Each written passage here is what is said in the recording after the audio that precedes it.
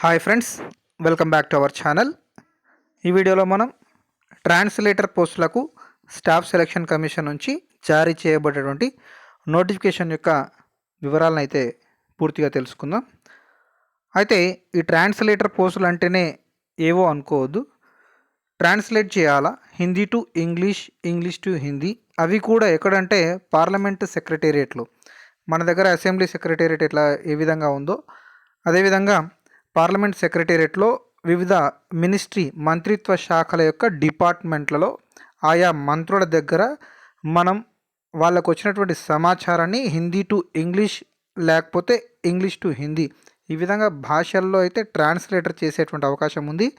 అంతేకాకుండా armed forces డిపార్ట్మెంట్లలో అంటే సాయుధ బలగాలు బిఎస్ఎఫ్ కావచ్చు, తర్వాత ఆర్మీ కావచ్చు, ఇలాంటి సాయుధ బలగాల డిపార్ట్మెంట్లలో కూడా మనం పనిచేసేటువంటి అవకాశం ఉంది. ఇవి మంచి కేంద్ర ప్రభుత్వ ఉద్యోగాలు. వీటిని నియమించడానికైతే స్టాఫ్ సెలక్షన్ కమిషన్కి అయితే అధికారం ఇవ్వబడింది. సో స్టాఫ్ సెలక్షన్ కమిషన్ ఈ పోస్టులకు అయితే ఒక నోటిఫికేషన్ జారీ చేసింది.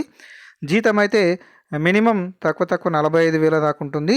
సొంత రాష్ట్రంలో పరీక్షా కేంద్రం ఉంటుంది. అంటే మన తెలుగు రాష్ట్రాల్లో ఉండేటువంటి అభ్యర్థులకైతే ఏపీ ఆర్ తెలంగాణ, ఏపీలో అయితే విజయవాడ, తెలంగాణలో అయితే హైదరాబాద్లో పరీక్షా కేంద్రాలు అయితే ఉన్నాయి. జస్ట్ దీనికి పీజీ ఏ సబ్జెక్ట్లో చేయాలి, వాటికి సంబంధించిన మేల్ ఫీమేల్ ఎవరైనా కూడా అప్లై చేసుకోవడానికి అవకాశం ఉంది. మనకి ఇక్కడ మేల్ ఫీమేల్ ఎవరైనా అప్లై చేసుకోవచ్చు. అయితే దీనికి అప్లై చేయడానికి లాస్ట్ డేట్ మాత్రం ఈ నెల 25th వరకే ఛాన్స్ ఉంది. సో ఓకే, దీనికి సంబంధించిన పూర్తి వివరాలను అయితే ఈ వీడియోలో మనం తెలుసుకుందాం. అయితే వివరాలకి వెళ్ళే ముందు నా ఛానల్ని ఇంకా ఎవరైనా మొదటిసారి విజిట్ చేస్తున్న వాళ్ళు ఎవరైనా ఉంటే, ఇంకా సబ్స్క్రైబ్ చేసుకున్న వాళ్ళు ఎవరైనా ఉంటే ఛానల్ కింద రెడ్ కలర్లో ఉన్నటువంటి సబ్స్క్రైబ్ బటన్ అయితే ప్రెస్ చేయండి, బెల్ సింబల్ నొక్కండి, తర్వాత ఆల్ అనే బటన్ని ప్రెస్ చేయండి. ఇన్ఫర్మేషన్ యూస్ఫుల్ అనిపిస్తే లైక్ చేయండి. లైక్ చేయడం మర్చిపోదు, జస్ట్ చిన్న క్లిక్ ఇవ్వడం అంతే. జస్ట్ లైక్ చేయడం అంటే సో మీ ఫ్రెండ్స్ అవసరం ఉన్న వాళ్ళకైతే షేర్ చేయండి.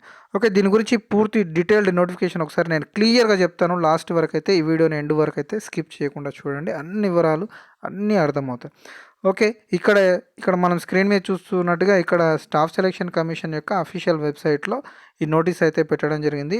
నోటిఫికేషన్ యొక్క నోటీసు. దీంట్లో పోస్టులు ఏవేవంటే ఈ నోటిఫికేషన్ దాదాపు ఒక 40 to 50 పేజెస్ ఉంది. కానీ అంతా ఎక్స్ప్లెయిన్ చేయలేము. అయినా దీనిలో మనకు యూజ్ అయ్యే ఇన్ఫర్మేషన్ మాత్రం నేను పిక్అవుట్ చేసి మీకు ఎంతవరకు అవసరమో, ఏ ఏ పోస్టులు ఉన్నాయి, ఎన్ని అర్హతలు ఏంటి, వాటి గురించి పూర్తి వివరాలు అయితే తెలియజేస్తాను ఈ వీడియోలో. ఓకే, చూడండి ఇక్కడ junior Hindi translator, junior translator and semi Hindi translator examination 2020 అని. అయితే ఈ notification junior Hindi translator, semi Hindi translator సంబంధించినటువంటి ఎగ్జామినేషన్. అయితే ఇక్కడ నెక్స్ట్ ఈ ఇంపార్టెంట్ డేట్స్ చూద్దాం ఒకసారి. ఇక్కడ మనము సబ్మిషన్ ఆఫ్ ఆన్లైన్ అప్లికేషన్, ఒక నిమిషం ఇంకా కొంచెం పెద్ద చేస్తాను. సబ్మిషన్ ఆఫ్ ఆన్లైన్ అప్లికేషన్ ఎప్పటి నుంచి అంటే యాక్చువల్గా June 29th నుంచే స్టార్ట్ అయింది. July 25th వరకు అయితే ఉంది. Next last date and time for receipt of applications, అది కూడా సేమ్ July 25th వరకు ఉంది. నైట్ 11:30 వరకు ఇచ్చాడు. Next last date and time for making online fee payment కూడా ఎంతవరకు ఉందంటే July 27th వరకు ఇచ్చాడు ఇది.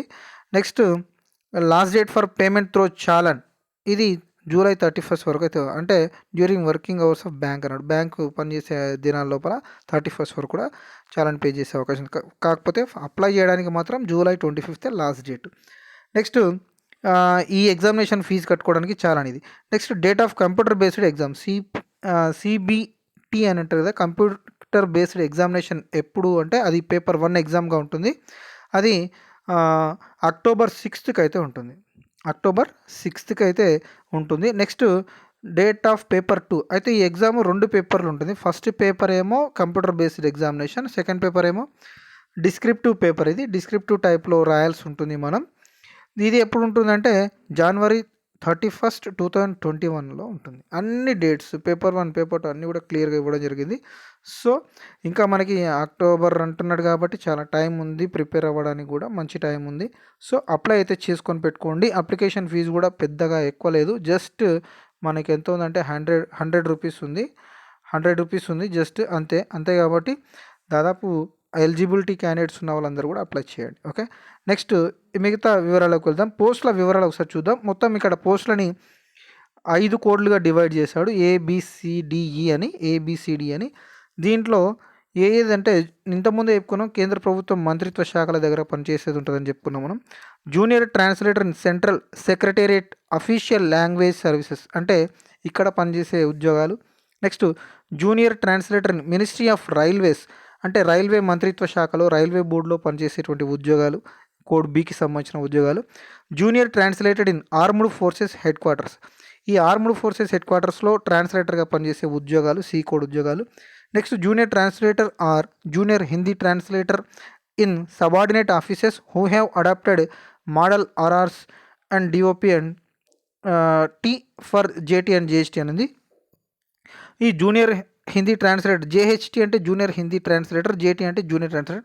ఇవి కూడా సబార్డినేట్ ఆఫీసులలో పనిచేసే ఉద్యోగాలు, ఇవి కోడ్ డి ఉద్యోగాలు. నెక్స్ట్ లాస్ట్ ఈ కోడ్ ఉద్యోగం ఏంటంటే senior Hindi translator in various central government ministries or departments office అని. వివిధ కేంద్ర ప్రభుత్వ మంత్రిత్వ శాఖల్లో లేదా డిపార్ట్మెంట్లలో లేదా ఆఫీసులలో పనిచేసేటువంటి సీనియర్ హిందీ ట్రాన్స్లేటర్ ఉద్యోగాలు. ఈ అన్ని 5 కోడ్ల ఉద్యోగాల్లో ఏ టు డి వరకు ఉన్నటువంటి కోడ్ల ఉద్యోగాలకైతే లెవెల్ 6 శాలరీ అయితే ఉంటుంది. లెవెల్ 6 శాలరీ అంటే ఎక్కడి నుంచి అంటే బేసిక్ పే 35,400 నుంచి 1,12,400 వరకు అయితే ఈ 4 ఉద్యోగాలకైతే ఉంటుంది. ఈ కోడ్ ఉద్యోగాలకైతే లెవెల్ 7 ఉద్యోగం శాలరీ పే స్కేల్ అయితే ఉంటుంది. 44,900 నుంచి 1,42,400. ఈ 35,400కే మనకి ఈజీగా 40 క్రాస్ అయ్యే అవకాశం ఉంది, 40,000.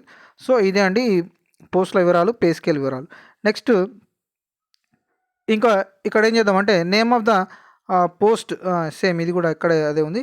అయితే దీనికి సంబంధించి ఏజ్ వివరాలు ఒకసారి చూద్దాం మనం. ఏజ్ ఎంత ఉంది అనేది, ఏజ్ ఎంత ఉండాలనేది. అయితే 18 to 30 ఇయర్స్ అయితే కామన్గా ఉండాలి. 18 to 30 ఇయర్స్ అయితే కామన్గా ఉండాలి.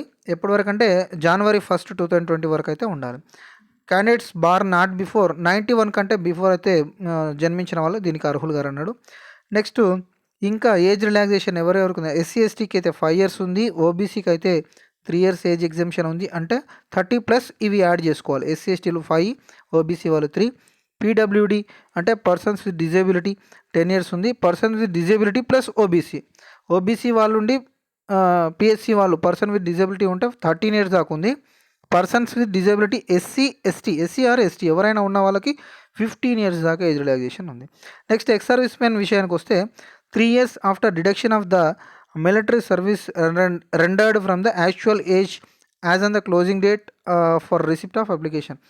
ఎక్స్ సర్వీస్ మెన్కి 3 ఇయర్స్ అయితే ఉంది. ఎప్పుడు అంటే మిలిటరీ సర్వీస్ని డిడక్షన్ చేసిన అక్కడ నుంచి 3 ఇయర్స్ అయితే ఉంది. Next defence personnel disabled in operating during hostilities with any foreign country వాళ్ళకి 3 ఇయర్స్ ఉంది. నెక్స్ట్ ఇవన్నీ ఒకసారి చూడండి, ఎస్సీ ఎస్టీ వాళ్ళకైతే ఈ విధంగా. నెక్స్ట్ ఎడ్యుకేషన్ క్వాలిఫికేషన్స్ ఒకసారి చూద్దాం. ఎసెన్షియల్ క్వాలిఫికేషన్స్ ఏమేమి ఉండాలి. అయితే పోస్టులు 5 కోడ్లుగా డివైడ్ చేశారని చెప్పుకున్నాం మనం, ఏ టు ఈ. అయితే ఏ టు డి వరకు ఇక్కడ కింద చూపించినటువంటి క్వాలిఫికేషన్స్ అయితే ఉండాలి. అవి ఏంటంటే చాలా కొంచెం కన్ఫ్యూజన్ ఉంటాయి క్వాలిఫికేషన్స్ అర్థం చేసుకోవడం. ఇక్కడ చూడండి మొత్తము వీటి వరకు ఆర్ఆర్ఆర్ అని ఇచ్చింది. అంటే ఇక్కడ చూడండి ఈ నుంచి ఆర్ఆర్ఆర్ఆర్ అంటే ఇక్కడ ఇచ్చినటువంటి క్వాలిఫికేషన్లో ఏదో ఒకటి మనం కలిగి ఉండాలి. నెక్స్ట్ లాస్ట్కి ఏముందంటే అండ్ అన్నాడు. అంటే ఇక్కడ ఇచ్చిన క్వాలిఫికేషన్స్తో పాటు ఖచ్చితంగా ఇది ఉండాలి. ఈ పైన చూపించిన వాటిలో మాత్రం ఏంటంటే ఏదో ఒకటి ఖచ్చితంగా ఉండాలి క్వాలిఫికేషను. మళ్ళీ కింద ఇక్కడ అండ్ అని ఇచ్చిన దాన్ని మాత్రం ఖచ్చితంగా వాటితో పాటు వాటిలో ఏదో ఒకటి దానితో పాటు ఇది ఖచ్చితంగా ఉండాలని. ఖచ్చితంగా ఉండాల్సింది ఏదో చూద్దాం ఒకసారి మనం. ఇక్కడ recognized diploma or certificate course in translation from Hindi to English and vice versa. అంటే హిందీ నుంచి ఇంగ్లీష్ కావచ్చు, ఇంగ్లీష్ నుంచి హిందీ కావచ్చు. అట్లా translation certificate course, diploma certificate course ఎంత ఉండాలంటే 2 ఇయర్స్ చేసినటువంటి కోర్స్ అయితే ఉండాలి.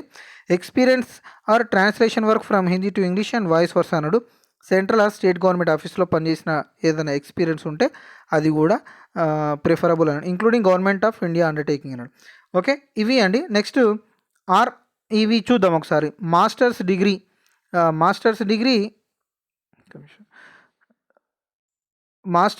Of a recognised university in Hindi with English as a compulsory are elective subject or as a medium of examination at the degree level అన్నాడు. Masters డిగ్రీలో ఖచ్చితంగా Hindi are English అయితే చేసి ఉండాలి యాజ్ ఏ కంపల్సరీ అన్నాడు. లేదంటే ఎలెక్టివ్ సబ్జెక్ట్ అన్నాడు. Or as the medium of examination at the degree level, అంటే డిగ్రీ లెవెల్లో హిందీ ఆర్ ఇంగ్లీష్లో మన ఎగ్జామ్ రాసినట్లయినా ఉండాలి. లేదంటే పీజీ లెవెల్లో హిందీ ఆర్ ఇంగ్లీష్ అయితే కంపల్సరీ సబ్జెక్ట్ అనేది తీసుకోవచ్చు, సెలెక్టెడ్ సబ్జెక్ట్ అనేది తీసుకోవచ్చు అని చెప్తున్నాడు. ఈ విధంగా అయితే 4 అయితే ఆప్షన్స్ ఉన్నాయి. ఒకసారి చదవండి క్లియర్గా. నేను నోటిఫికేషన్ లింక్ అయితే డిస్క్రిప్షన్లో ఇస్తాను, దాన్ని త్వరగా చదవండి ఒకసారి. ఓకే, నెక్స్ట్ పోస్ట్ కోడ్ ఈకి కూడా ఇక్కడ క్వాలిఫికేషన్స్ ఇచ్చాడు. ఒకసారి చూడండి. ఆర్ఆర్ఆర్ అని ఇక్కడ 4 అయితే ఇచ్చాడు. అంటే వీటిల్లో ఏదో ఒకటి ఉండాలి. ఖచ్చితంగా ఉండాల్సిన క్వాలిఫికేషన్ ఏంటంటే ఇక్కడ కూడా recognised diploma or certificate course in translation from Hindi to English or vice versa అన్నాడు. అక్కడనేమో 2 years ఎక్స్పీరియన్స్, అంటే ఇక్కడ 3 years ఎక్స్పీరియన్స్ అన్నాడు. 3 years ఎక్స్పీరియన్స్ ఉండాలి అని చెప్తున్నాడు. Any state government or central government డిపార్ట్మెంట్లో పనిచేసినటువంటి అనుభవం ఉండాలని చెప్తున్నాడు. నెక్స్ట్ ఇక హౌ టు అప్లై, ఏ విధంగా అప్లై చేసుకోవాలి ఒకసారి చూస్తే మనం ఇక్కడ ఇచ్చినటువంటి వెబ్సైట్ అడ్రస్ ఇచ్చిండే https://ssc.nic.in. దాంట్లోకి వెళ్ళాలి. దానిలో Annexure 4, Annexure 3, Annexure 4A అని 3A 4A ఉంది. దానిలో ఒకసారి చూడండి, చూసి అప్లై చేసుకోవాలి. లాస్ట్ డేట్ ఎప్పుడు ఇచ్చాడంటే 25/7/2020 అన్నాడు. అంటే జూలై 25 వరకు అయితే అప్లై చేసుకోవాల్సిన అవసరం అయితే ఉంది. నెక్స్ట్ అప్లికేషన్ ఫీ ఇదివరకే చెప్పానని ఎంత ఉందంటే జస్ట్ 100 రూపీస్ ఉంటుంది, 100 రూపీస్ ఉంటుంది. ఇది కూడా కొంతమందికి అయితే ఎగ్జామ్షన్ ఇచ్చాడు.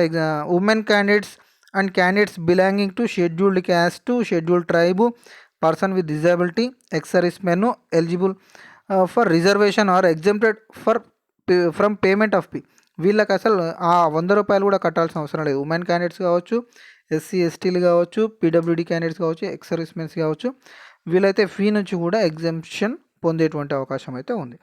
నెక్స్ట్ అంటే ఫ్రీగా అప్లై చేసుకోవచ్చు. మన ఎగ్జామినేషన్ సెంటర్స్ అని చెప్పుకున్నాం కదా, అవి మన సౌతర్న్ రీజియన్లో అంటే దక్షిణాది భాగంలో, దక్షిణాది ప్రాంతంలో మనకి ఎక్కడెక్కడ ఉన్నాయంటే సెంటర్స్ హైదరాబాద్ ఉంది, చెన్నై ఉంది, విజయవాడ ఉంది.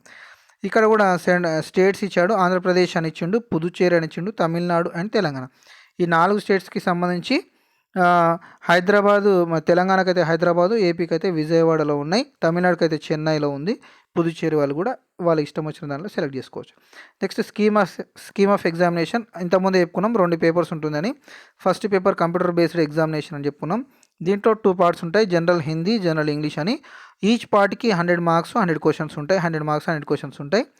అయితే జనరల్ హిందీ పేపర్ని 2 hours కంప్లీట్ చేయాలి. 2 hours and 40 minutes for the candidates eligible for use scribe as per para అన్నాడు. ఇది ఈ 2 hours and 40 minutes కంప్లీట్ చేయాల్సి ఉంటుంది. నెక్స్ట్ పేపర్ 2, పేపర్ 1 ఎలిజిబుల్ అయిన వాళ్ళకి పేపర్ 2లో January 31st అయితే ఎగ్జామ్ ఉంటుందని చెప్పుకున్నాం. ఇది డిస్క్రిప్టివ్, పూర్తిగా డిస్క్రిప్టివ్ మోడ్లో ఎగ్జామ్ ఉంటుంది. ట్రాన్స్లేషన్ అండ్ ఎస్సే 2 ఉంటుంది. 200 మార్క్స్కి అయితే ఉంటుంది. ఇది 2 hours చేయాలి. 2 hours and 40 minutes for the candidates eligible for use of scribe as per para. ఎవరైనా స్క్రైబ్ ద్వారా అంటే సొంతంగా ఇక్కడ కూడా స్క్రైబ్ ద్వారా ఎగ్జామ్ రాయాలనుకున్న వాళ్ళైతే ఖచ్చితంగా వాళ్ళకి ఎక్స్ట్రా 40 minutes అయితే మనకి ఎక్స్ట్రా ఇవ్వడం జరుగుతుంది.